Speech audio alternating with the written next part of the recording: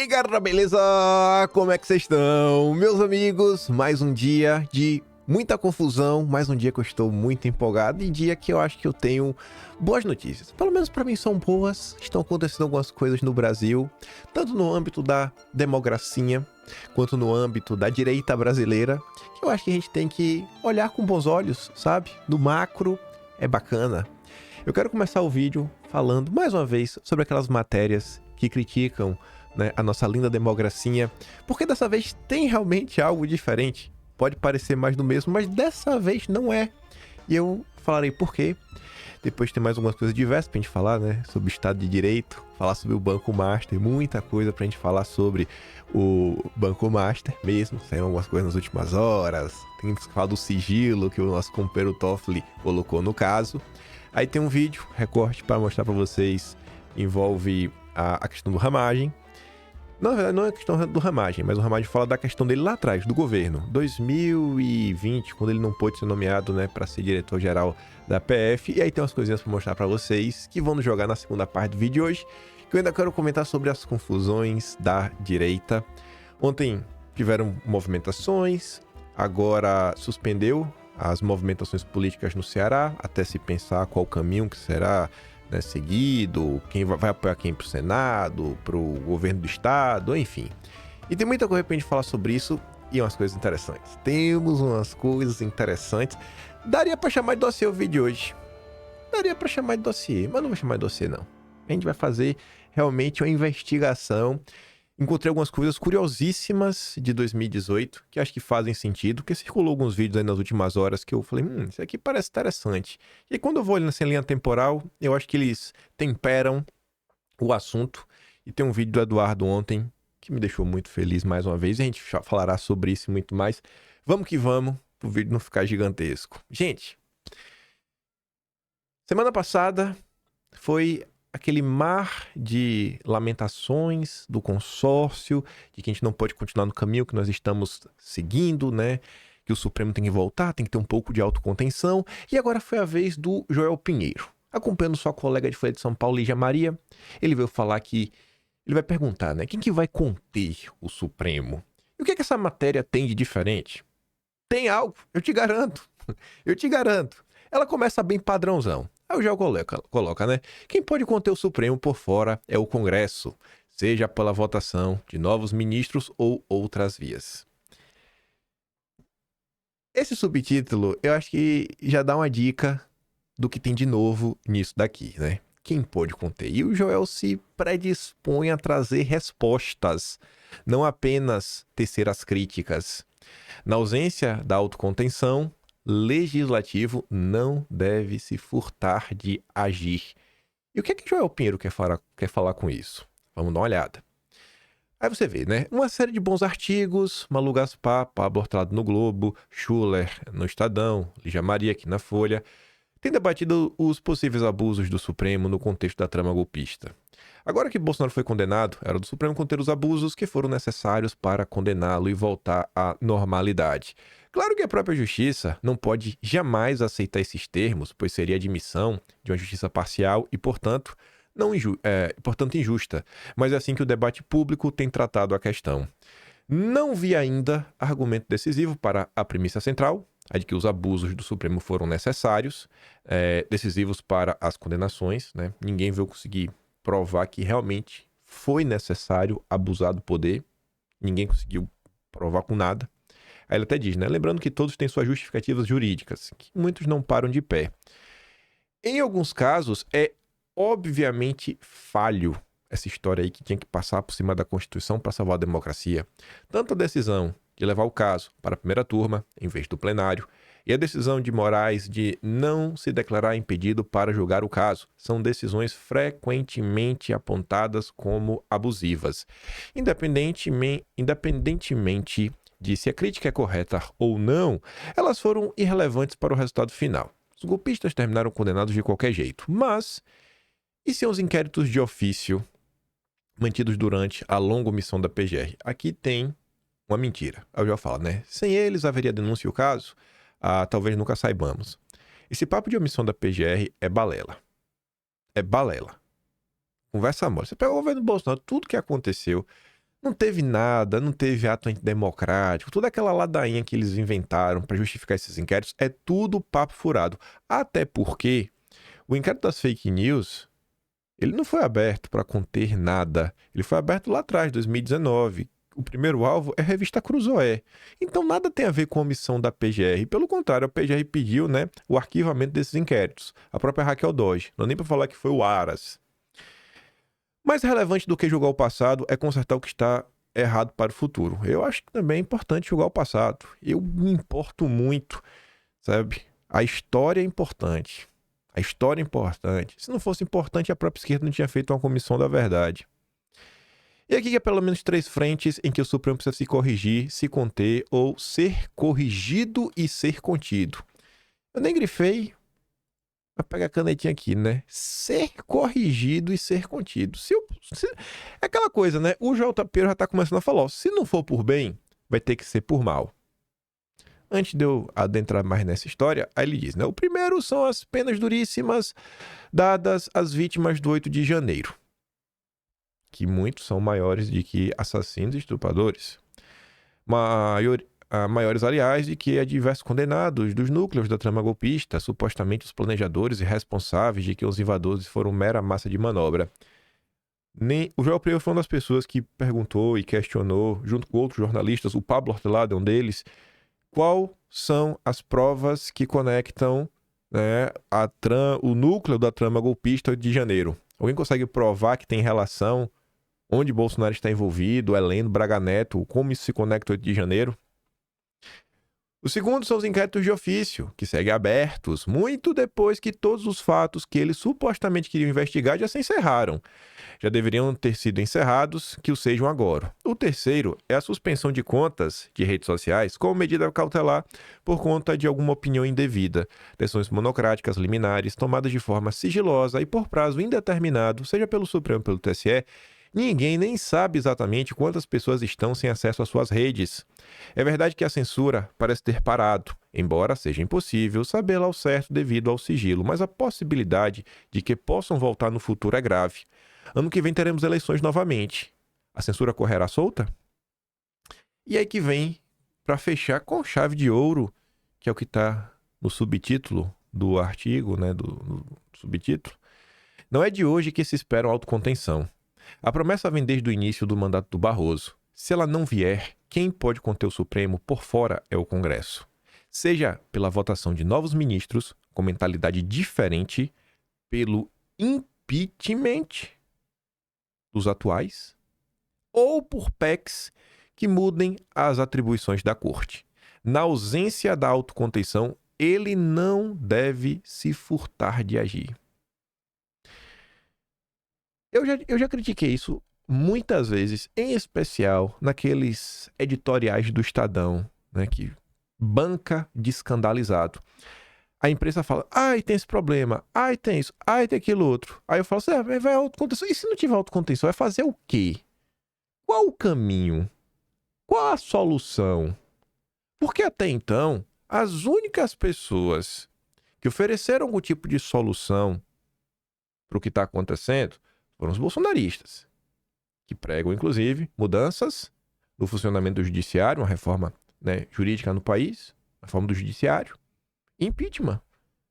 Como última alternativa, eu não consigo me lembrar um único texto de alguém do consórcio colocando no papel que, cara, se não tiver autocontenção, talvez um dos caminhos realmente seja o impeachment. Isso daqui é a primeira vez que isso acontece, eu acho que, o quê? 7 anos, quase? Basicamente 7 anos, 2019 para cá. Primeira vez que eu vejo alguém colocando na imprensa a possibilidade disso aqui realmente ser uma das soluções, porque já tá num ponto assim do inaceitável, já rompeu os limites do inaceitável. Parece que a janela de Overton, né, está se movimentando e cada vez mais tá difícil de defender essas posições. Eu quero ver se esses inquéritos vão ser encerrados. Uma vez que esses inquéritos se encerrarem, abrir outro de ofício, vai ficar mais difícil. Vai ficar mais difícil. Ainda tá muito ruim, mas vamos ver, né? Se as coisas tendem a melhorar. que só ficou repetido o último parágrafo. Aí eu não sei se motivado pelas matérias que saíram nos últimos dias, né, na imprensa brasileira, Dom Pedro III estava lá no evento do CNJ para falar o seguinte: o judiciário brasileiro sofre ataques porque é o mais forte do mundo. Ele afirmou nesta terça que o judiciário brasileiro sofre ataques contínuos porque se tornou, segundo ele, o mais forte do mundo. O ministro comentou pesquisas recentes sobre a percepção pública do sistema de justiça e disse que os levantamentos precisam ser analisados considerando um contexto. Qual o contexto? De mais de uma década de muito dinheiro financiando massiva desinformação contra o poder judiciário. Aí eu me pergunto que dinheiro é esse, né? Para onde? Porque a grande mídia, que é que realmente fala com a população, só recebe patrocínio de quê? De banqueiro, de campeão nacional, né? Então, ele está sugerindo que os banqueiros do Brasil é que estão fazendo desinformação contra o judiciário. A informação muito perigosa, né? Eu gosto tanto de banqueiro. Gosto tanto de banqueiro, ministro. Aí outra fala dele, né? Que ele foi aplaudido. Ele defendeu salários mais dignos para os juízes. Porque, rapaz, o juiz está passando fome. Né? Não dá para ter uma vida digna sendo juiz no Brasil. Aí aqui está um infógrafo produzido pelo Poder 360, que você vê aqui o rendimento de juízes, né? Conforme o tempo foi passando. Você vê que desde que Lula tomou posse aqui, ó, olha o gráfico, olha a linha subindo, né? Rendimento líquido dos juízes. A remuneração dos ministros do Supremo, que é o teto constitucional, 46.400. 46.400. Mas a média no Brasil, né, junto com o salário mais penduricado, tem 65.500. Mas isso não é digno. É digno. Eu realmente acho que não é digno um país como o Brasil, um juiz não receber pelo menos 6 dígitos. Tinha que ser acima de 100 mil reais. É muito pouco para um juiz. A importância que eles possuem para salvar a democracia brasileira. Eles estão sempre salvando a democracia brasileira, como você vê aqui, ó. Essa foi sensacional. O nosso grande ministro Dias Toffoli decretou sigilo e transformou em caixa preta a ação de Vorcaro. Nosso menino Vorcaro do Banco Master. Aí tá ali. Toffoli decidiu colocar em sigilo a ação movida pela defesa de Vorcaro contra a operação autorizada pela Justiça Federal de Brasília, que o levou à cadeia. Toffoli já participou de evento jurídico em Londres, que contou com o patrocínio do Banco Master, ocorrido em Londres no ano passado, e até hoje, nosso companheiro Toffoli não esclareceu quem bancou suas despesas na ocasião. Você é mulher dele, é? Você é mulher dele? Porque nem a mulher dele precisa saber quem que tá bancando ele. Eu não quero saber. Eu não consigo entender qual é a necessidade de saber quem que tá bancando o companheiro Toffoli. Você é a mulher dele?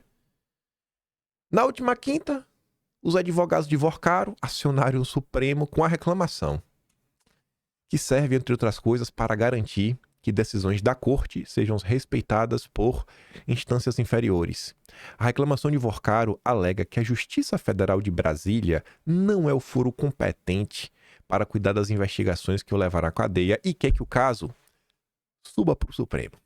Foi para o Supremo por conta de um contrato imobiliário apreendido pelos investigadores que mencionam o deputado federal João Bacelar, do PL da Bahia, que inclusive em 2022 foi ajudado pela turma do Valdemar, do PL Raiz, na reta final.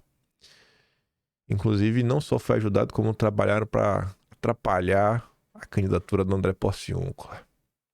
O Didi sabe disso, que o Didi estava no processo da eleição de 22. Pergunta pro Didi, pede pro Didi contar essa história, porque ele viveu isso mesmo. Ele realmente viveu, ele participou da campanha, rodou o estado. Conte, Didi, conte pra galera aí o que aconteceu na reta final. O processo foi autuado inicialmente em segredo de justiça, mas após o blog revelar na última sexta a ofensiva jurídica de Vorcaro, Toffoli aumentou o nível de restrição na divulgação de informações e colocou o processo como sigiloso no mesmo dia. No mesmo dia. Sigiloso. Só que, eu não sabia disso, que eu era leigo, sigilos tem níveis, né? Sigiloso, sigilosinho, sigiloso, muito sigiloso e super secreto, só para o 007. Aí tá ali, né? Uma escala de 5 níveis que começa com processo público, né? Sem sigilo nenhum, e termina em 4, que é o sigilo máximo. Toffoli tirou a ação do segredo de justiça, que é o nível 1, e colocou como sigilo padrão, que é nível 3, o segundo mais alto de todos. Na prática, com o aumento do sigilo imposto por Toffoli, nem mesmo informações mínimas, como as iniciais do autor da ação ou a relação completa dos advogados que até então apareciam no sistema, ficaram mais visíveis. E não só isso, agora não será mais possível obter informações sobre o andamento processual no site do Supremo, como a entrada de novas petições e até mesmo a existência de decisões judiciais. Você não vai saber se teve alguma decisão, você não sabe. Para salvar a democracia. Ah, mas e agora? Não importa. Você é parte do caso? Você está envolvido? Então para que você quer saber? Viva na ignorância. E agradeça. Com o aumento do grau de sigilo, só os advogados, o Ministério Público, quando foi intimado, e o universo restrito de servidores do gabinete do Toffoli e do Supremo poderão acompanhar o passo a passo do processo. O processo de Vorcaro virou, portanto, uma espécie de caixa preta, o que provocou o estranhamento supremo. Esse é o Brasil. Esse é o Brasil. Um caso envolvendo um banqueiro, a nata da Faria Lima. Aí veio o Alexandre Schwartzman. Não conheço palavrões suficientes para expressar minha opinião a respeito. Aí a Ilona Bexhazy muito bem relembra, né?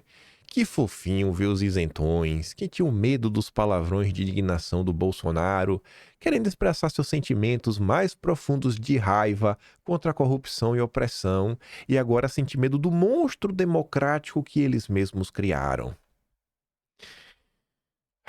Sobre subir pro Supremo, né? O Mário Sabino escreveu um texto longo, mas ele fez a pergunta importante, né? É o seguinte: o Supremo fará justiça ao banqueiro. Só o Supremo tem a necessária serenidade para julgar Daniel Vorcaro. As demais instâncias do judiciário têm preconceito contra riscos como ele, né? E o Mário Sabino diz, né? Por que será que o banqueiro Daniel Vorcaro quer tanto que o seu caso suba diretamente para o Supremo? O lógico não seria ele preferir ter mais 2 instâncias para poder se defender, né, em caso de condenação, vai com calma, né? Talvez até 3 instâncias, se houvesse apelação final ao próprio Supremo. Sabe, só o Supremo não se deixará contaminar pelo preconceito contra ricos, que graça nas instâncias inferiores do judiciário brasileiro, preconceito que pode ter contaminado também o STJ. Deixa eu só mostrar aqui que eu tô achando que ficou fora de ordem no vídeo. Deixa eu ver. Não, ficou fora de ordem não. Tá bom do jeito que tá. Aí você pergunta, se foi pro Supremo, bicho. Foi pro Supremo. Aí você vê, né? Urgente.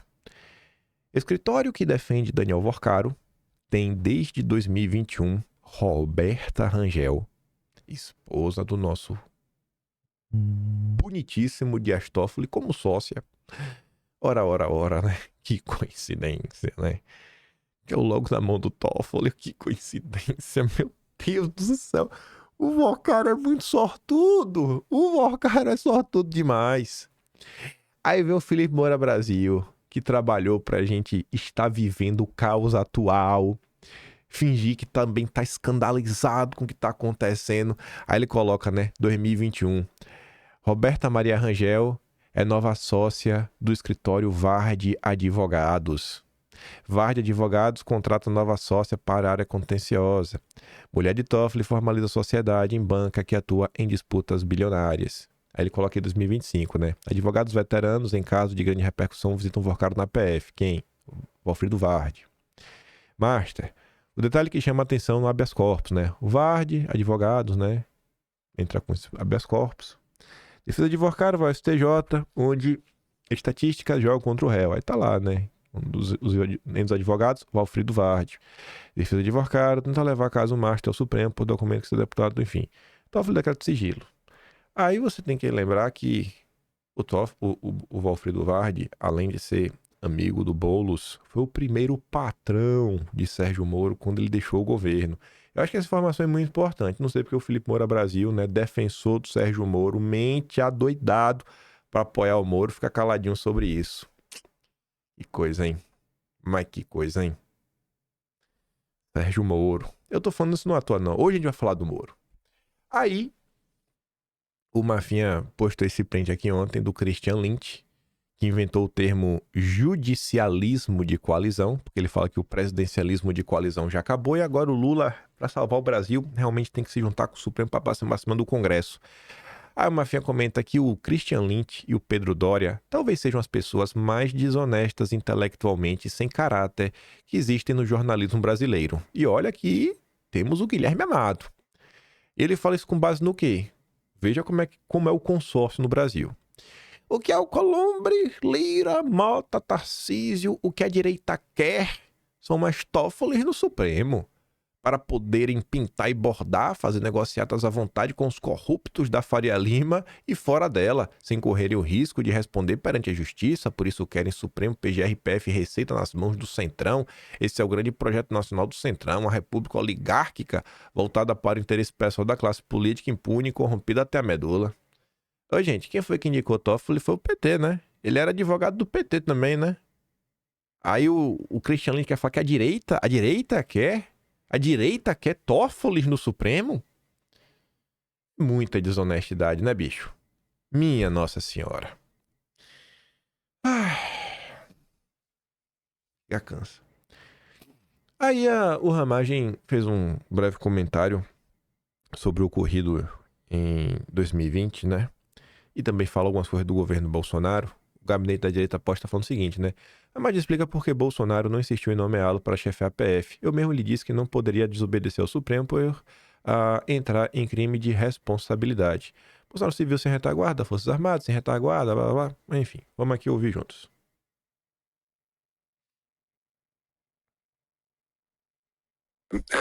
O que aconteceu ali? Ali todos sabemos hoje que ali foi uma grande interferência do judiciário a uma nomeação lícita que é do presidente da República por lei.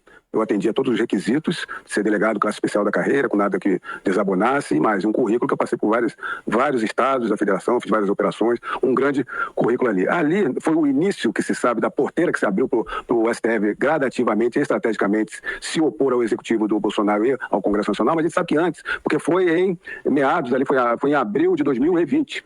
Todo o início do governo Bolsonaro já se iniciou sob o julgo do STF, com arbitrariedade, cobrança, tentando derrubar o presidente Bolsonaro. Muito que a gente tem para trazer aqui é que não se iniciou nem com o Alexandre de Moraes, foi quase uma continuidade. O próprio Celso de Mello, antes ministro do Supremo, já havia iniciado uma possibilidade do Bolsonaro ter sua chapa invalidada desde 2018. O sistema já queria tirar o Bolsonaro lá de trás. O que a gente sabe, o Bolsonaro mesmo me falou, porque naquela época a gente conversou muito, logicamente, e que eu colocava para ele que o senhor não pode desobedecer às questões do STF, que o senhor entra em crime de responsabilidade, leva o impeachment. Eu, como diretor-geral, eu posso desobedecer, porque tem uma exceção, eu demonstro a verdade, e aí toda a questão judicial de uma desobediência, a gente acaba demonstrando e não cumprindo as ilegalidades do STF. O Bolsonaro se viu naquele momento sem retaguarda. Sem retaguarda já das Forças Armadas e sem retaguarda das suas instituições que estavam à sua volta. Dali ele tentou resgatar e até alterou diversas pessoas ali, tem muito para falar, demonstrar sobre essa questão, mas ali ele viu que ele não tinha um apoio para bater de frente ao sistema. Ficou tentando o seu governo inteiro. Então, ameaça internacional também. Né? Exatamente. Havia um apoio dos Estados Unidos. Né? O Trump havia perdido a eleição muito pelos acontecimentos exteriores, até da questão da pandemia que se colocou na China, a mídia norte-americana, ele perdeu o apoio, e ao contrário, veio um apoio do governo Biden a essa estrutura do sistema que se colocou no Brasil, no próprio STF. A gente sabe disso. 2025, e infelizmente, a gente vive um cenário que grande parte da chamada militância da direita, que são as pessoas, porque hoje a militância, infelizmente, já é a galera que acompanha a política, né? Militância devia ser realmente um grupo que não só acompanha, mas tem, sei lá, ligações muito mais próximas com os movimentos políticos, como é na esquerda, sabe? E os próprios grupos ligados a partidos políticos, sindicatos. Mas enfim.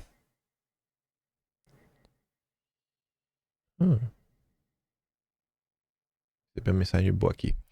Enfim, então, graças a Deus mesmo, o Ramagem tá aí, tá explicando sobre essas coisas. Eu acho que isso é importante, porque é uma questão que reaparece no cenário dia sim, dia também, dia sim, dia também. E ela não vai desaparecer porque o judiciário vai seguir sendo um problema e muita gente, às vezes, chateado, vai procurar alguém para colocar a culpa e vai falar: "Ah, mas se Bolsonaro tiver feito isso", como se tudo fosse a coisa mais simples do mundo. A Sarita, que acompanha a política de perto há muito tempo mesmo, ela inclusive traz um complemento que eu acho que é ainda mais importante do que o Ramagem falou. Com todo respeito ao Ramagem.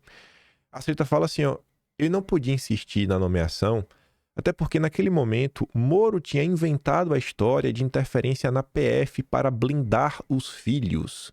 Havia uma investigação nesse sentido em curso, né, e outra das fake news que colocava os filhos como líderes de uma organização criminosa para espalhar fake news. Foi um checkmate dado no Bolsonaro pela dupla Moro-Xandão. Se ele insistisse na nomeação, seria prova da interferência." E eu não sei se vocês vão lembrar, Moro faz isso não só com suas falas públicas, quando ele deixa o governo, como ele ainda pega prints, distorce, tira de contexto para tentar criminalizar Bolsonaro. Prints que rodaram no Jornal Nacional. Sabe? Não foram coisas aleatórias. E aqui tem uma coisa que a gente vai falar algumas vezes ao longo do vídeo, né? Blindar os filhos. Os filhos. Você vê que estão sempre tentando usar os filhos contra Bolsonaro, né? Sempre tentando. E você vê que tem algo muito estranho, muito errado nisso. Pois bem, pegando o gancho sobre a necessidade de contar histórias para o povo não continuar acreditando em maluquice para sempre. Mais uma vez a Sarita, inclusive, isso aqui foi dias atrás, tava doido para comentar. Mas é que eu digo, né? Quando dá para comentar, eu nem me estresso, porque eu sei que vai aparecer uma oportunidade que vai fazer muito mais sentido. Como a Sarita puxou aí o gancho do Moro, e a gente tá falando, né, que até hoje, 2025, tem muita gente que olha para trás, não conhece a história, e pior, tem gente que distorce a história de propósito. Uma garota lá no Twitter postou o vídeo do Moro, que na época, o contexto disso, o Moro era candidato a presidente, ou seja, ele tinha interesses eleitorais quando falou isso. Bolsonaro comemorou quando Lula foi solto. Ele entendia que beneficiava ele eleitoralmente. Aí essa mina posta, né, pra falar, tá vendo aí? Bolsonaro é responsável se nós temos o Lula hoje. E a Sarita traz notícias, vídeos, recortes da época. Quem comemorou foi o Moro. Bolsonaro criticou, eu provo. Veja a manifestação do Moro quando o Fachin tornou Lula elegível e as manifestações do Bolsonaro após a elegibilidade e soltura do Lula. Aí tá ali, ó.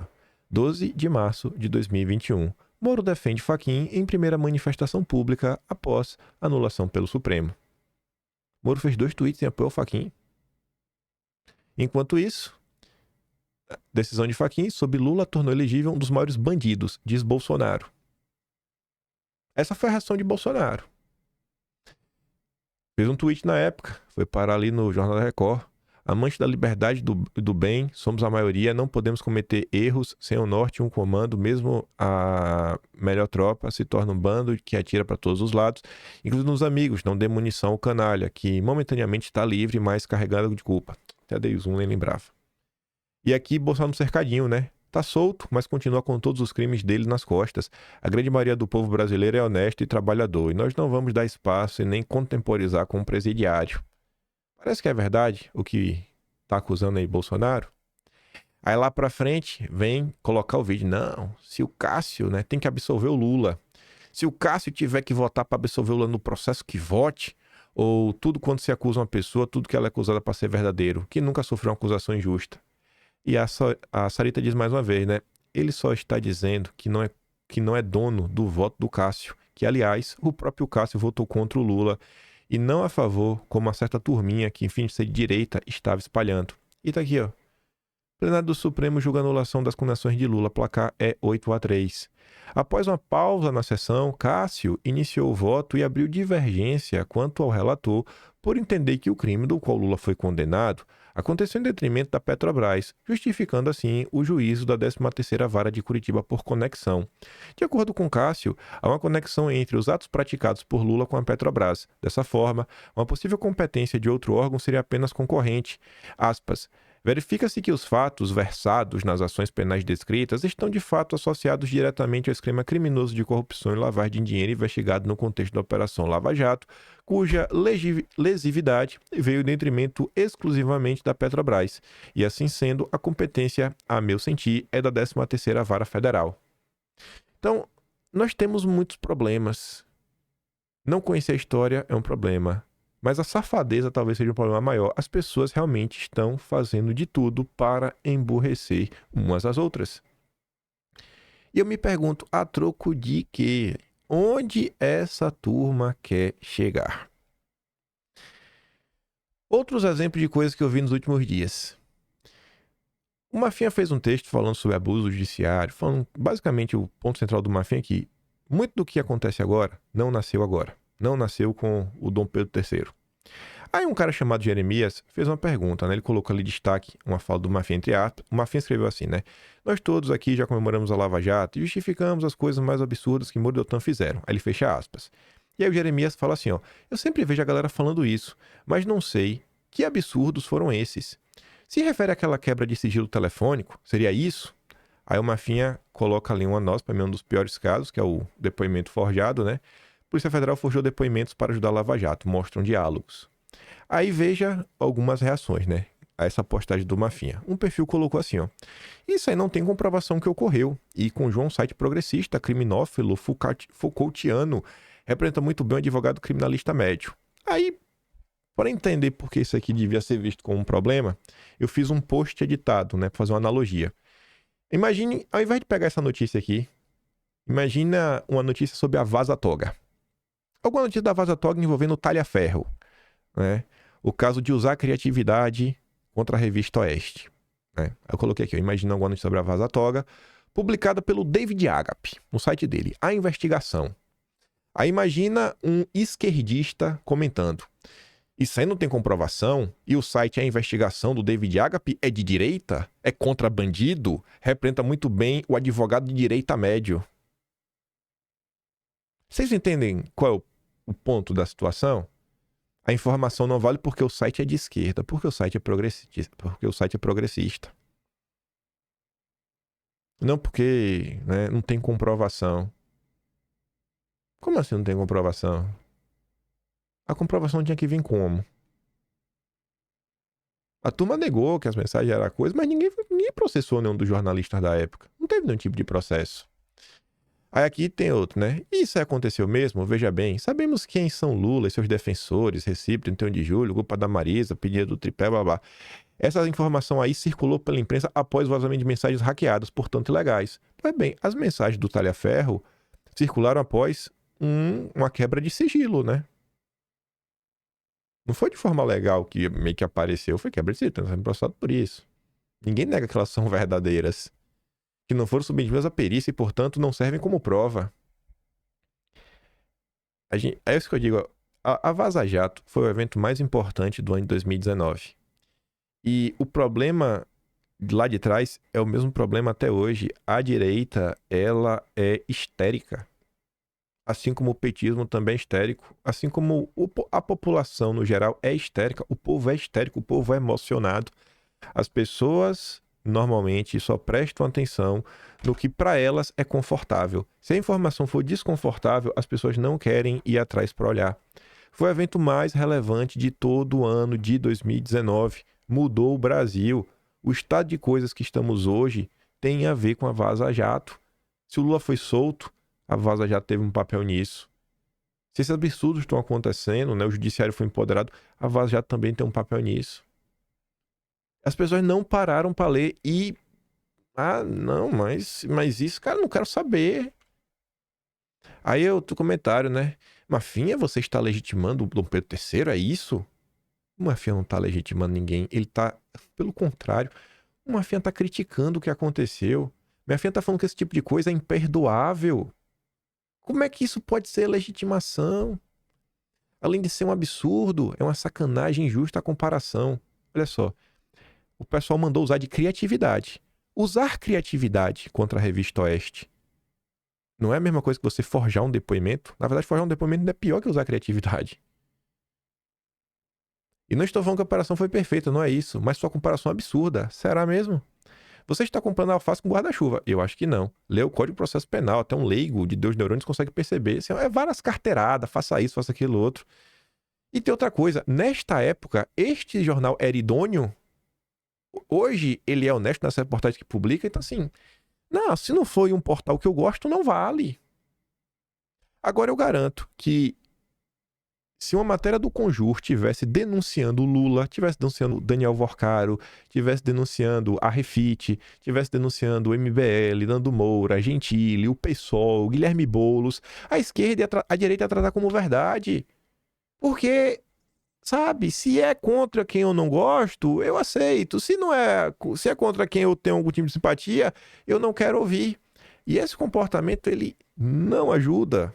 As pessoas se mantêm muito fechadas para algumas discussões que deveriam ser muito mais amplas, porque são assuntos mais complexos.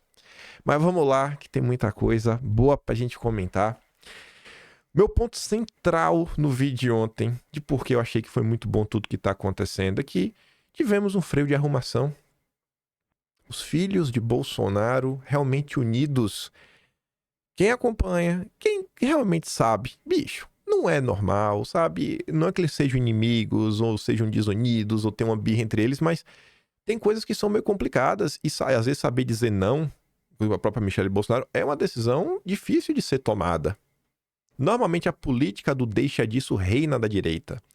E uma coisa que a gente dá pra mostrar pra vocês que essa união realmente chamou a atenção, pô, a mãe dos meninos, a Rogéria, falando, cara, é lindo e reconfortante ver a união de meus filhos em defesa dos nossos princípios e direcionamentos que sempre seguimos e continuamos a seguir. Temos um líder, ele é Bolsonaro. E aqui, gente, aqui não é birra, porque, que dia e mulher, não tem nada a ver com isso. Sabe? Eu até fiz isso aqui, ó. Porque, meu Deus do céu, ontem eu tava falando na live, aí eu citei inúmeras coisas, inúmeros motivos, explicando, né, vários caminhos pra você reclamar do Ciro Gomes. Aí depois de eu passar 20 minutos falando isso, aí vem um cara falando, não adianta tentar me convencer a gostar do Ciro Gomes. Eu falei, rapaz, não é possível uma coisa dessa. O cara tá louco. Depois de tudo aqui que eu desenhei, aí como eu sei que tem gente que é muito emotiva, no ponto de já virou algo histérico já, aí eu listei aqui, ó, que é pra tu ter certeza que ninguém quer te convencer a gostar do Ciro Gomes. Talvez até um desses casos você não saiba ou nem tinha parado pra pensar. Mas ainda coloquei assim, o Coronel Ciro Gomes. Que é pra tu perder o medo e achar que tem alguém querendo te fazer gostar do Ciro Gomes. Vamos lá. Ciro Gomes é conhecido por seus ataques recorrentes ao bolsonarismo. O Coronel Ciro Gomes foi peça central na inelegibilidade de Bolsonaro. E isso já conecta no próximo item, que é o quê? A hipocrisia. Porque a inelegibilidade começa pela questão do voto impresso. E Ciro Gomes tá nisso quando ele estava no PDT, o partido do Brizola, que é o pai dessa luta desde os anos 90. E o Carlos Lupe, que era o presidente do partido na época, né, do Ciro Gomes aí, contra Bolsonaro, também já defendeu no passado.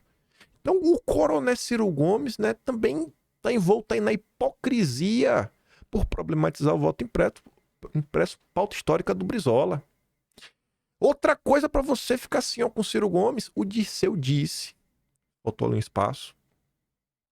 Deixa eu dar um espaço aqui, que depois eu esqueço. Eu tenho que pôr nessa aqui pro Atlas, né? Aí tem que ficar bonitinho. Pronto. Mas pior que... Pera aí. Tem 2 espaços aqui.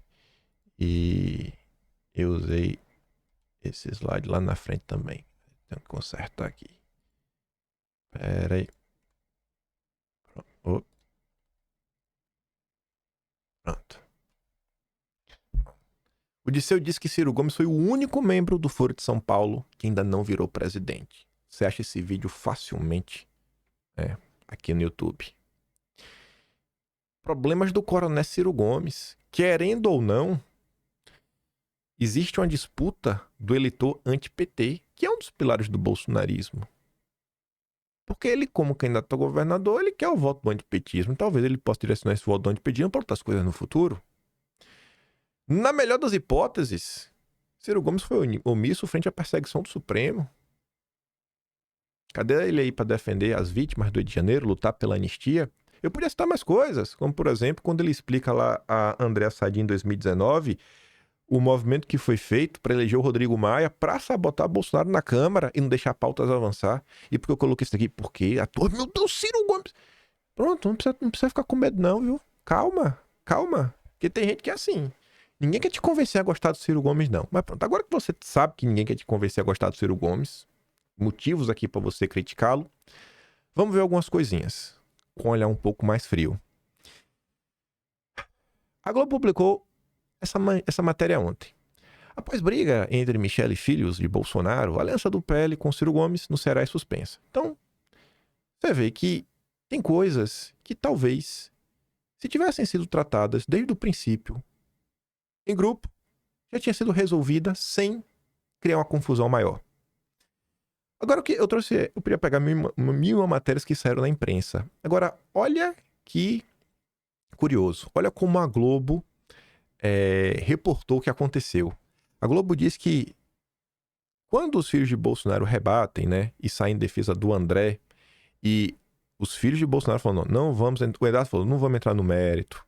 O Carlos falou, pô, além de entrar no mérito, o Carlos tentou não entrar no mérito, mas depois ainda falou, cara, se eu tivesse que escolher, eu escolheria pelo Girão, tenho muito mais afinidade, mostrando que a crítica, o teor da crítica, as pessoas compreendem, mas a forma importa. Aí como é que a Globo narra isso? Após fazer parte de um ataque coordenado com os irmãos. Ataque coordenado, né? Os filhos de Bolsonaro sendo pintados como vilões. A Globo pintando os filhos como vilões. Aí você também deveria, né, suspeitar, pô, os filhos aparecendo como vilões. Mas vamos lá. Estava passando na rede social ontem, aí eu vi a Tsuki falando o seguinte, né? Tentando fazer aquele alerta. Olha como as coisas são curiosas, bicho. Existem perfis que desde o governo Bolsonaro chamavam Michele de diversos adjetivos pejorativos, né? E magicamente agora vários estão ao lado dela. É sério que vocês não percebem? Isso não se trata de gostar ou não da Michele, mas o oportunismo nas situações que surgem. E nesse caso em específico, a Michele acaba servindo de uma ferramenta daqueles que sempre detestaram ou têm mágoa dos filhos e até do próprio Bolsonaro. Aqueles casos, tipo no caso lá de Santa Catarina, da Emília, que o povo pega a Emília, nossa, Emília, eu te amo, pra quê? Pra desgastar o Carlos, desgastar o Jair, sabe?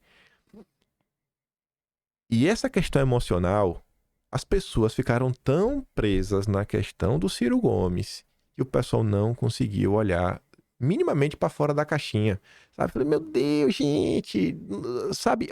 As coisas são um pouco mais amplas do que o Ciro Gomes. É igual São Paulo, gente. A coisa é um pouquinho mais ampla do que a eleição do Ricardo Nunes. Aí eu fui lá ver os comentários que a Tsuka recebeu, né? Aí tinha uma senhora, Quinha Souza. Pouco importa o que a esquerda fez e faz nesse caso. Rapaz, eu acho que importa. Eu acho que tudo sempre importa. E o pior é o seguinte, pouco importa o que a esquerda fez. A Tsuki não tá falando da esquerda. É outro erro. As pessoas precisam entender que não é porque uma pessoa odeia Bolsonaro que ela é de esquerda. Tem pessoas na direita que odeiam Bolsonaro. É preciso entender isso. O que importa é que a direita está fazendo agora com a Michele. É a direita que está tratando ela feito uma meretriz.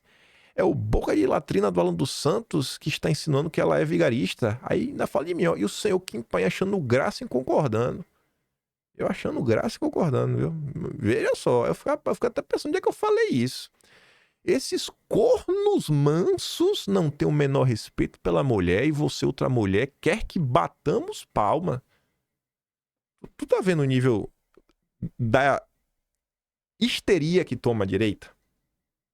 Aí a dona Cecília falou, bicho, eu assisto o Kim todos os dias e em nenhum momento ele tratou a primeira-dama com qualquer outra mulher desrespeitosamente. Difícil, dona Cecília. Difícil, velho. Se eu só estivesse vendo aí, obrigado aí por me defender. Aí vamos lá. Aqui não é exemplo de nenhum palavrão nem nada, mas só pra mostrar pra vocês como as mesmas pessoas de sempre. Mais uma vez o Tobias Panqueca. O Tobias, sempre o Tobias Panqueca. Usando a situação como ferramenta pra gerar desgaste aos filhos de Bolsonaro e o próprio Bolsonaro. O Carlos ontem postou aquela manchete ali, né? Michele pede perdão a filhos de Bolsonaro, mas reafirma a rejeição a Ciro. Beleza, bacana. Pede perdão. Esse é um ponto importante, né? Reconheceu. Você pede perdão quando você reconhece que você passou um pouquinho do ponto. Que essa questão... A gente tá tentando pedir, esquece um pouco o Ciro Gomes, sabe? Esquece um pouco o Ciro Gomes, pensa na forma, pensa como foi feito, pensa se realmente foi justo com o André. Como o Eduardo Bolsonaro falou, cara, punir uma pessoa dessa forma por seguir ordens é complicado. E os filhos confirmaram isso. Aí o Carlos diz, estamos todos do mesmo lado. Marcou a Michele. Aí o Alan fala, ó, ela reconheceu o erro e falou sobre o girão que o próprio Carlos havia dito. Ou seja, errou sim, pediu perdão, que bom. Aí vem o Tobias Panqueca. Errou porcaria nenhuma. A carta tem 4 páginas. O pedido de desculpas tem uma linha no último parágrafo. É coisa meramente protocolar. Ela deixou bem claro o que fez e por que faria novamente. E ela fez porque tem caráter. Coisa que nenhum dos 3 patetas tem. Nem quem estava defendendo a aliança com o homem do Foro de São Paulo e do PCC chinês. Olha, bicho, eu não vi ninguém defendendo a aliança com Ciro Gomes, não, viu? Me pergunto. Mas você vê? Eduardo não tem caráter. Carlos não tem caráter. Flávio não tem caráter. Mas as pessoas são tomadas por essa histeria, por essa emotividade. Ouviram o nome Ciro Gomes e aí surtaram. Aí o Alan dos Santos, não sei como é que o Alan ainda consegue ser educado com o Tobias Panqueca. Aí falou, irmão, por que tu ocultou isso aqui? E ele coloca o tweet do Carlos, né? É óbvio que eu tenho preferência pelo girão e deixo isso bem claro. Adianta falar? Não adianta. Esse comentário que eu coloquei para falar sobre a sabedoria popular. O Giseldo falou assim para Alan, Alan, você aprendeu na prática que não pode se meter em brigas de família. Eles estão todos bem e você... O Alan falou muitas coisas e...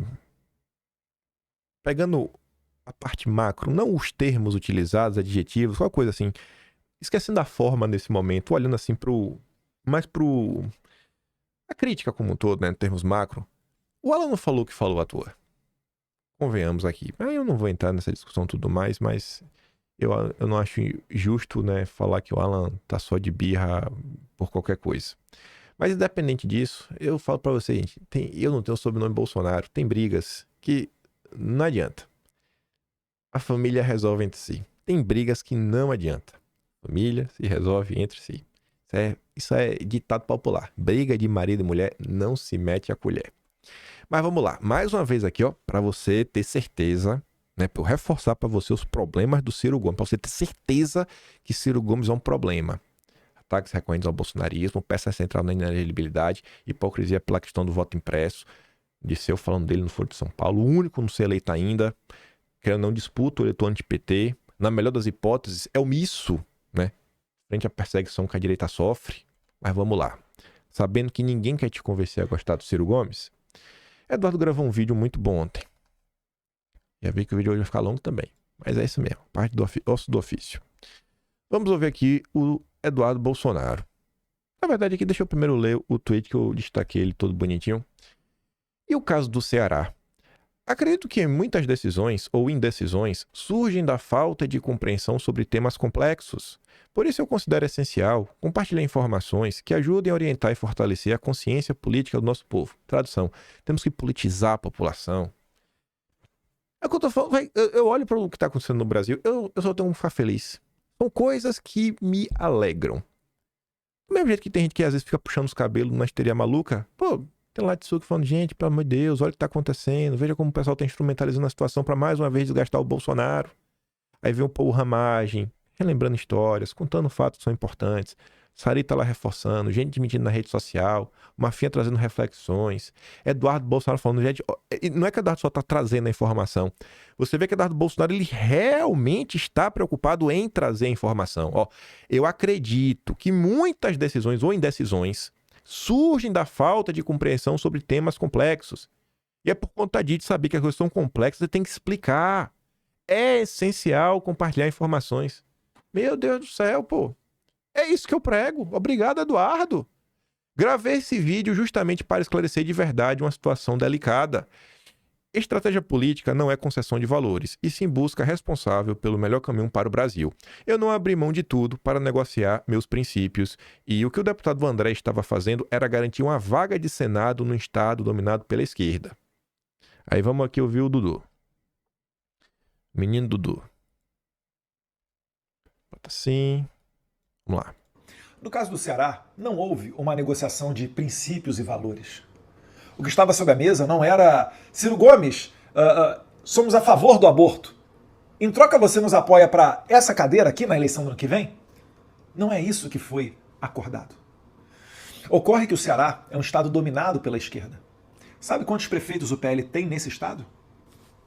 Nenhum. Há uma dificuldade tremenda de você conseguir colocar adiante um nome numa eleição estadual, ainda mais se tratando de Senado, que nós sabemos que é a prioridade, não só do presidente Bolsonaro, mas de toda a direita, por razões óbvias.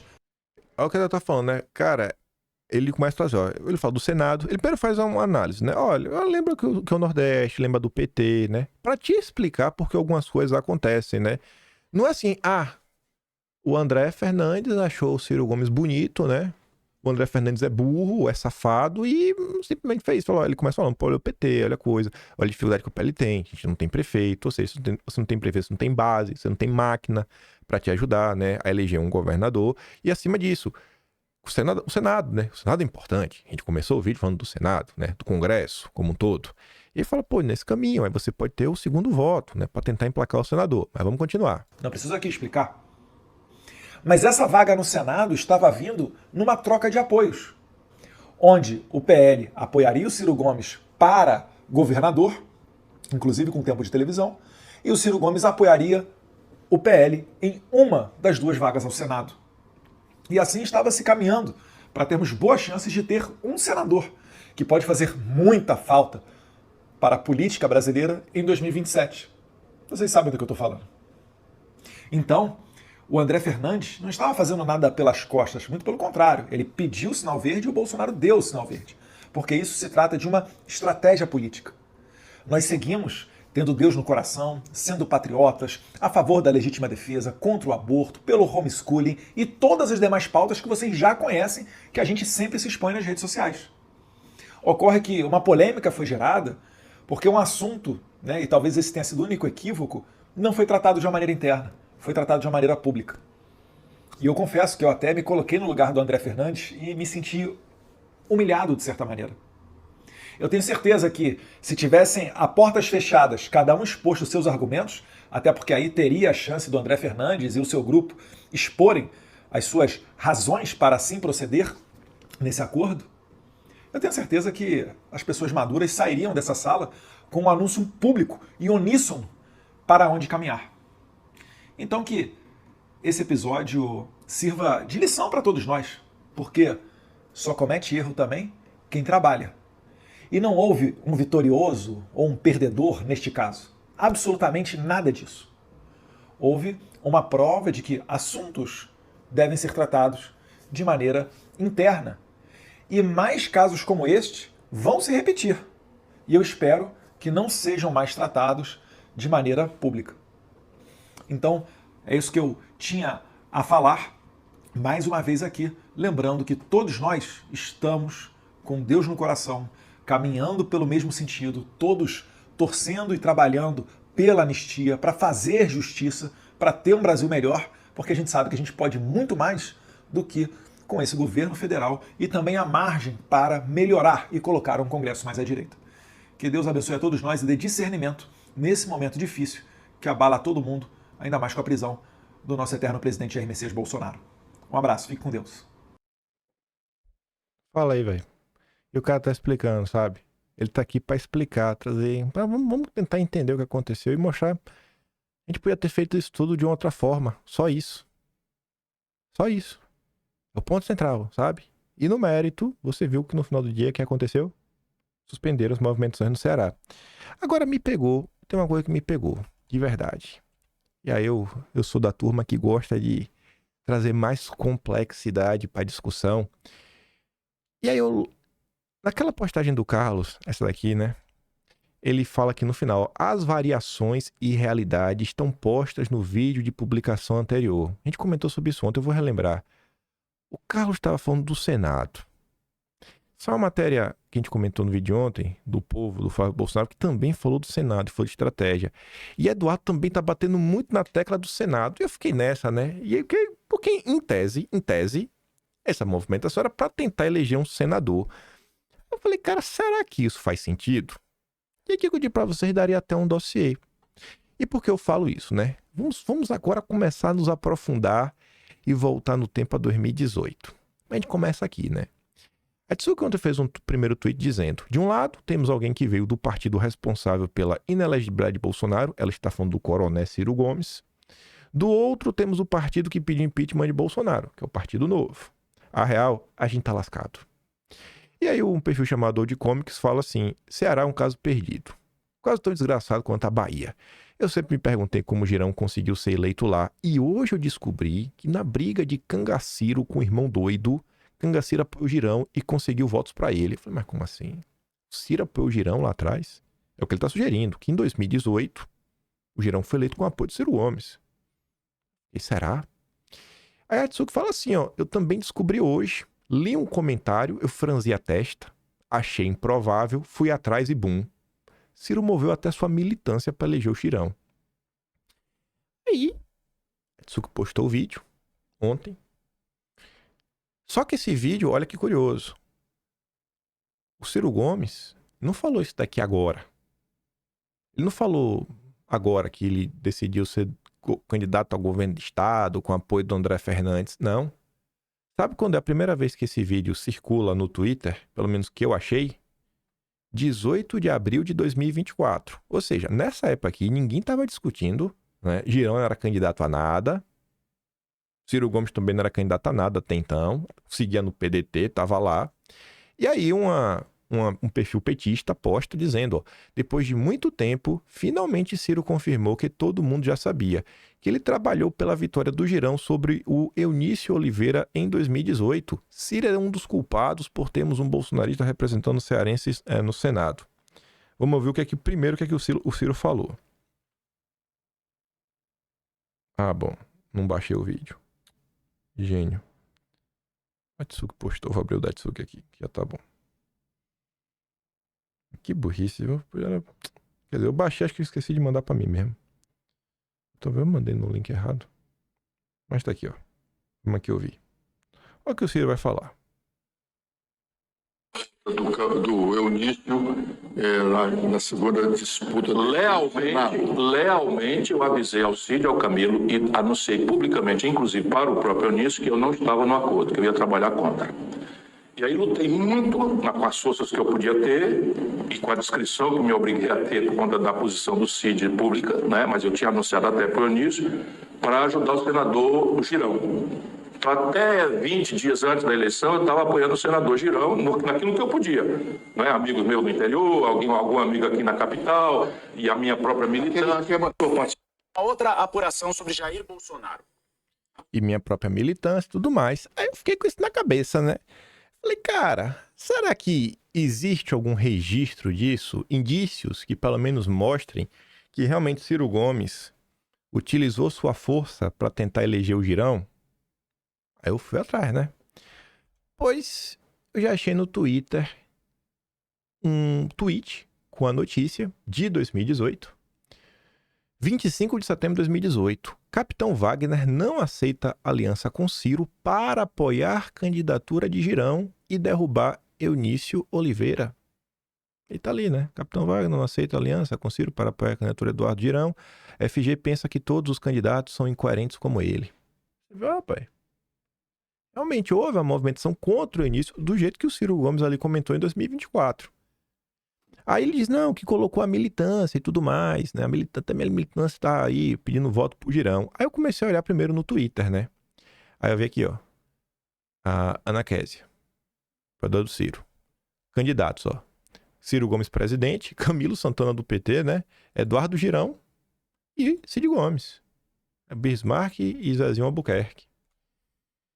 Declaração de voto. Bruno Gonçalves, Alanderson Mangueira, João Saraiva, Eduardo Girão contra o Vaz Eunício, Camilo Santana, Ciro Gomes. Vira Ciro, outro eleitor de Ciro Gomes. Aí também vem esse aqui, né? Segue minha chapa para as eleições de 2018. Deputado federal Dorico Monteiro, Silvio Nascimento, senador Cid Gomes, outro senador Eduardo Girão, governador Camilo Santana do PT, presidente Ciro Gomes. E aí eu lembrei que as eleições de 2018 foram as eleições do Facebook. Eu falei, cara, deixa eu procurar aqui os apoiadores do Ciro Gomes pra eu ver. Pois aí fica ainda mais claro, né? Antônio José, Lívia Maria, Cid Gomes, Eduardo Girão, Camilo e Ciro. E o que estava sendo discutido até então, né? A estratégia era conseguir esse segundo voto, o segundo apoio, sabe? O Ciro vai lá, o candidato dele, e também vai pedir voto aí pro senador da direita. Meio que repetir isso daqui, ó. Você vê, ó, presidente Ciro, vice-caso Abreu, tá ali, ó. Cid Gomes no Senado, o outro, Girão, Camilo e Ciro Gomes. Outro cirista.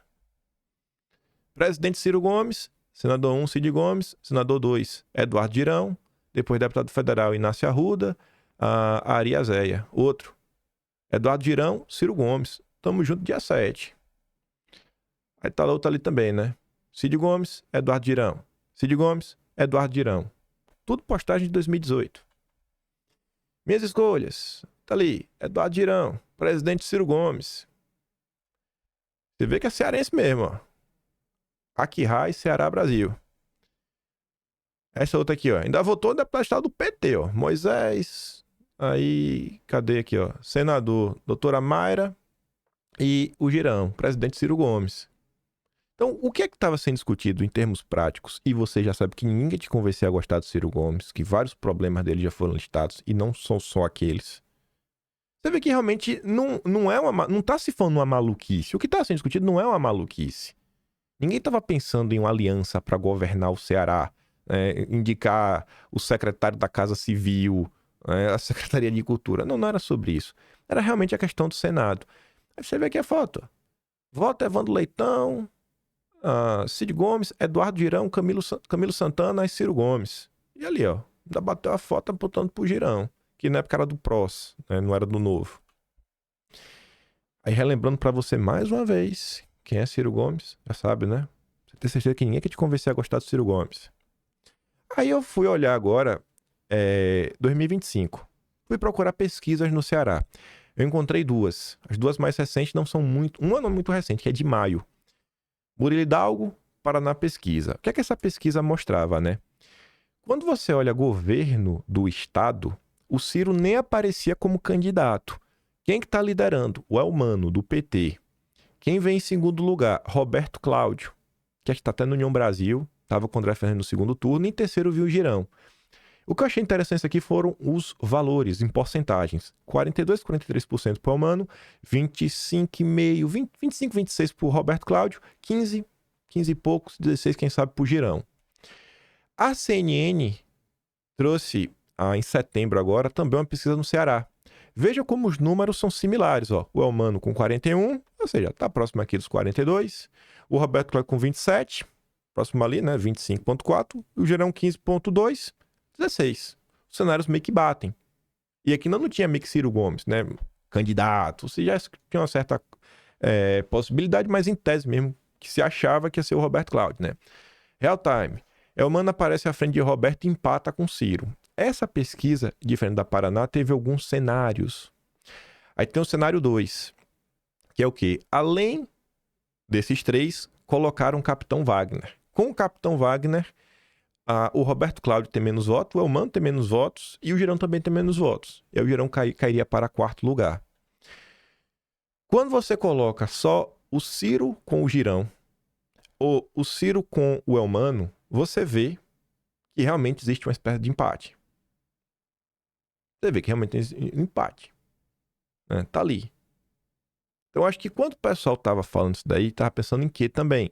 Em derrotar o PT. Então, você vê que, pelo menos, os argumentos que vêm sendo dados até agora, os argumentos, eles têm algum sentido.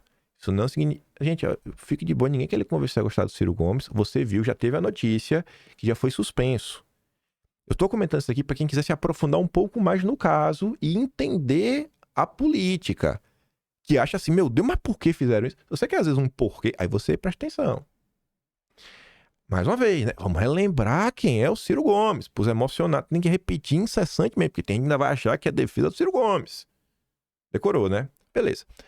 Aí, vamos voltar nas coisas que a gente comentou, né? Lembrando que o Eduardo disse, eu não vou entrar no mérito, né?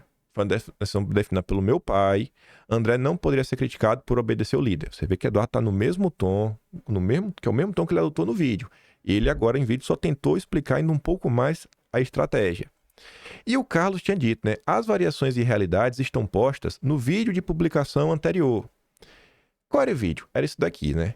O Carlos falava que Bolsonaro estava preso, que é um absurdo que estão fazendo contra ele. E ele já coloca aqui, ó, que o Jair solto, né, teria uma força eleitoral capaz de multiplicar exponencialmente a eleição de senadores. Senadores. Algo que o próprio Bolsonaro sempre afirmou considerar mais importante do que uma eleição presidencial. Senado. A retirada de Bolsonaro do cenário público, especialmente neste momento, por si só, responde a grande parte das dúvidas estranhas dos últimos dias. Nada disso é acaso e muito menos coincidência. É método, um método claro.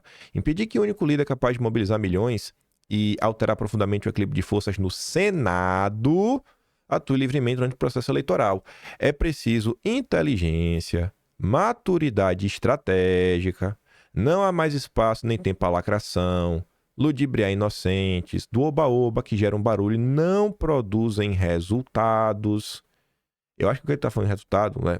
Vamos tentar aplicar para esse caso. É o seguinte, ninguém está muito na esperança que o Ciro Gomes, sabe, vai virar direita, vai combater mil coisas, vai, sei lá, jogar junto no governo do estado, mas, quem sabe, você consiga usar dessa força, desse capital político, como em 2018, você vê que tem o áudio do Ciro, tiveram tweets da época, notícias da época falando da ação do Ciro contra o Eunício, né? E ele falando, jogando ali a turma pro girão, para ver se nesse segundo voto a gente colocava um senador no Ceará. Nesse processo, muitos serão usados de forma desleal, se aproveitando da inocência de boas pessoas, mas é preciso que fiquemos atentos. Em conversas com meu pai, ele próprio deixa claro que esse processo não é simples, tampouco rápido como todos desejaríamos. Tentamos oferecer diálogo, abrimos portas, mas infelizmente não há nada de novo no enredo. O sistema repete seus métodos, tentativa de neutralizar Bolsonaro é apenas mais um capítulo. Enfim. Aí o Flávio Bolsonaro, e olha que engraçado, né? Os 3 filhos de Bolsonaro, eles focaram muito mais no mérito da decisão, como a decisão foi tomada, focando na questão do André Fernandes. O próprio Eduardo falando, se fosse a portas fechadas, a gente podia ter resolvido de forma muito melhor. O Carlos falou publicamente, eu prefiro o Girão. Todos deixaram claro, focaram na forma. Mas mesmo assim, todos eles também tentaram explicar as possibilidades dessa estratégia. Quando o Flávio conversou com o jornal O Povo, a gente comentou isso aqui ontem, olha só esse parágrafo, que é aspas do Flávio Bolsonaro. Ó. A conta a ser feita no Ceará é a seguinte: ficamos no discurso, não fazemos nenhum senador e ainda perdemos uma grande puxadora de votos para deputado federal, no caso, Priscila Costa, ser a candidata ao Senado. Ou tapamos o nariz e tentamos fazer um senador, neste caso, com a candidatura do pastor Alcides Fernandes, que tem um acordo de ser indicado para receber o segundo voto para senador no palanque do Ciro. Deixa eu até voltar aqui, ó, mais uma vez. Só para os votos, né?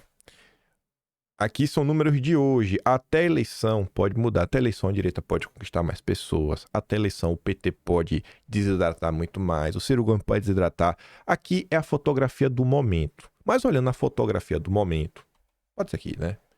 Você vê que se você lançar um Senado nessa composição, possivelmente o Roberto Cláudio, a turma do Ciro, vai lançar um senador. Possivelmente o Cid Gomes, quem sabe, sei lá.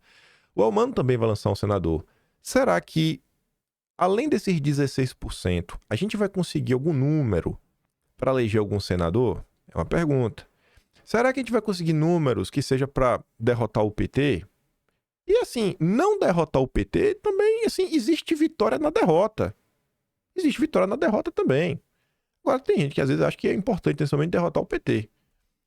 Vamos lá. Saiu a matéria, agora de madrugada, Eu só coloco aqui a manchete para vocês, porque a gente falou bastante dos filhos de Bolsonaro ao longo desse processo. E olha como está essa manchete. Vitória política de Michele surpreende Centrão e limita poderes de filho de Bolsonaro.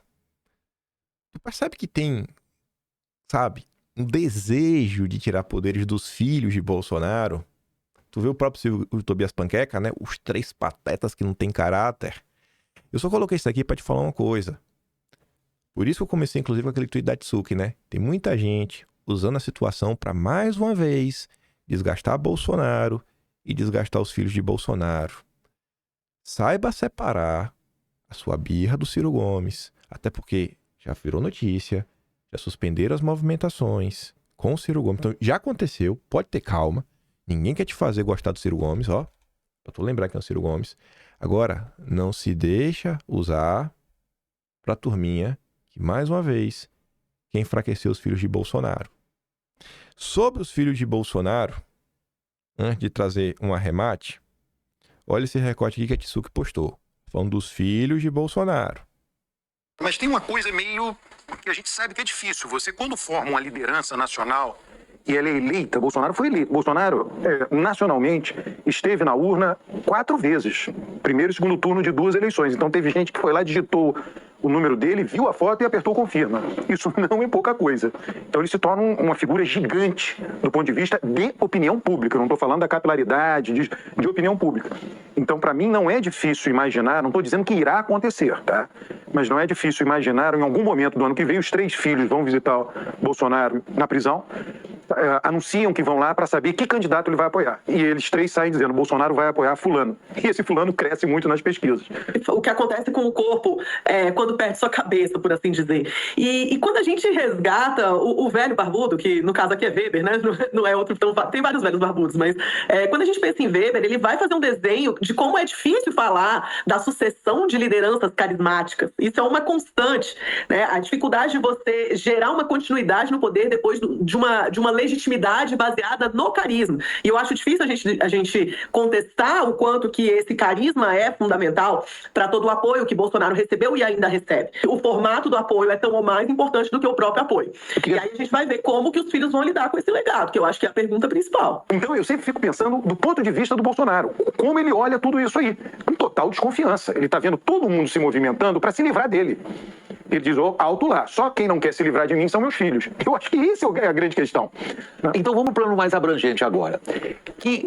O que a realidade política brasileira nos diz sobre a possibilidade das forças de centro-direita se livrarem do Bolsonaro? Ou isso é fora de questão? Quem quer que vá disputar as próximas eleições não pode nem sequer pensar em seguir um caminho livre do bolsonarismo. Priomar. O que me parece hoje, com o retrato que nós temos neste mês de novembro de 2025, é que o bolsonarismo ainda é inescapável do ponto de vista da equação eleitoral para a eleição de 2026. Acho que uma das poucas certezas que Bolsonaro tem é que os filhos dele não querem ele fora do jogo. Essa certeza ele tem. Então, assim, tem muita gente muito feliz direcionando a confusão, fazendo questão de pegar o Ciro Gomes com porrete pra... Não, olha lá, ó, eles não têm caráter, estão traindo vocês, estão fazendo isso, estão fazendo aquilo outro. Peraí que ficou faltando aqui, fora de ordem, rapaz. Onde é que foi parar? Ficou faltando aqui... Ah, meu Deus, já sei o que foi. Eu apaguei naquela... Aqui, pronto. Vou voltar aqui. Eu falei, tá faltando, que antes de até aparecer esse vídeo aí, antes de até aparecer as falas dos meninos, era para aparecer isso daqui, ó. Aí eu, enfim, com base nos números ali apontados, eu tentei ser o mais honesto possível, né? Você lançar um candidato de direita para o governo do estado e você fazer algum tipo de aliança. Se você lança o seu próprio candidato da direita, tudo tem prós e contras na vida. Os prós, ou na verdade, prós e contras juntos, né? Enfim, ela não tem mais chance para o PT com os números de hoje. De hoje. Porque você tá ali, vai ter um segundo turno, e no segundo turno, não sei. Não sei se o cara que às vezes votou no primeiro turno, como é que você falaria agora para você votar, sei lá, às vezes no Roberto Cláudio ou no próprio Ciro Gomes se ele for no segundo turno. Enfim, inclusive, depois eu coloquei, né? Dificuldade de receber apoio no segundo turno. Também tem a possibilidade da direita ir pro segundo turno. Só que eu fico na dúvida. Se tiver um segundo turno, será que a direita receberia apoio? Acho muito difícil. Tenho dificuldade de fazer senador. Porém, coisas positivas. Você tem um discurso mais forte para você eleger deputados, porque você realmente tem um governador, um candidato a governador de direita, então você realmente pode abraçar um discurso de direita, bater frente, falar das suas pautas, a luta antissistema e realmente se descolar dos outros e ajudar, né, naquele discurso mais ligado à ideologia. Enfim, cada estado isso daí vai ter uma determinada força, né? No Ceará, eu não conheço a realidade do Ceará, mas eu acho que tem uma tendência de você fortalecer um pouco mais para fazer bancada de deputado. E você tem menos problemas com a base. Mas não vai reclamar. A maior parte da base é isso aí mesmo. Vamos lá, ganhou, ganhou, perdeu, perdeu. Se você faz aliança, por outro lado, você tem maiores chances de derrotar o PT, talvez algum espaço no futuro governo. Você tem um apoio no segundo voto para o senador. Porém, você vai ter um discurso mais fraco, porque ele fala, e vocês aí dizem que é isso, que é aquilo outro, tudo mais, mas na hora do vamos ver, vocês vão apoiar o Ciro Gomes? Vocês não eram de sistema, vocês não iam combater a esquerda e tudo mais? E o Foro de São Paulo? Então você fica com esse discurso mais enfraquecido e, por consequência, você tem mais problemas com a base. Eu acho que poderia colocar mais algumas coisas aqui, né? Mas enfim, são 5 itens que eles são opostos, né? Se você tem um candidato, se você lança uma aliança. Eu acho que no final do dia dá para mostrar que a coisa realmente tem as suas complexidades, como diziam os filhos de Bolsonaro, que não é algo assim feito por pura safadeza, que o André Fernandes não é um safado, que como o Eduardo Bolsonaro falou, existem as complexidades. E eu acho que no final do dia, cabe a todos nós tentar compreender mais um pouco do cenário, né, como um todo. Eu até termino o vídeo hoje com essa postagem aqui do Josias Teófilo, que é uma fala do Olavo de 1998, né? Que era discutindo sobre a questão do voto para quem tinha 16 anos. Há quem discorde com o voto aos 16 anos e mesmo aos 18 anos de idade. O filósofo Olavo de Carvalho é um deles, aspas. Os jovens no século XX estiveram sempre na vanguarda do pior. Comunismo, fascismo, bigodismo, drogas, etc. A politização da adolescência cobrirá o Brasil de ditadores. Empombados e será em suma um saco, afirma Olavo. Eu acho que quando você traduz isso para os dias atuais, é o ponto que eu insisto sempre. Temos que aprofundar o debate público. Temos que ir além. Mas para mim, toda essa confusão, eu só consigo ver realmente pontos positivos. Ver os filhos mais uma vez.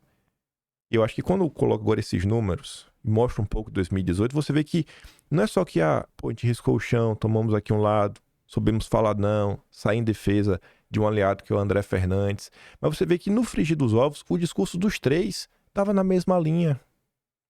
Poxa, o Eduardo, mais uma vez, nesse esforço de falar, gente, vamos aqui tentar entender, vamos explicar, dando a cara a tapa. E aí, só pra mostrar uma coisa pra vocês. Isso me deixa meio triste. Que é o quê, ó? No Twitter tem aquela regra, né? Que quando o número de curtida é muito similar ao número de comentário, é porque o cara normalmente tá apanhando, né? Você viu que tá 1.000 para 3.000. Não tá bom esse rating. Aí começa, né? Eduardo, se a gente convenceu o Polônia assinado pelo Mato Grosso do Sul, pele chuta a bunda mole dos tucanos, que a gente sabe que enfiou lá, né? Não tem nada a ver o caso.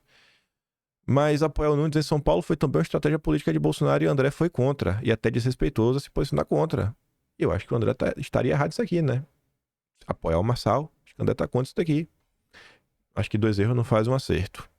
Isso, vamos brigar com quem defende os valores de direita, como Campagnolo, Ricardo Salles e Cristina Grêmio. Depois nos aliamos com Ricardo Nunes, Ciro Nogueira e Ciro Gomes. Discordo desta estratégia, deputado. Melhor perder de pé e trabalhar por uma vitória futura. Essa crítica, né? O cara faz a crítica dele. Você acha que essa crítica tem profundidade? Você acha que esse cara, ele compreendeu o que é que está sendo discutido? O Eduardo no vídeo estava defendendo Ciro Gomes?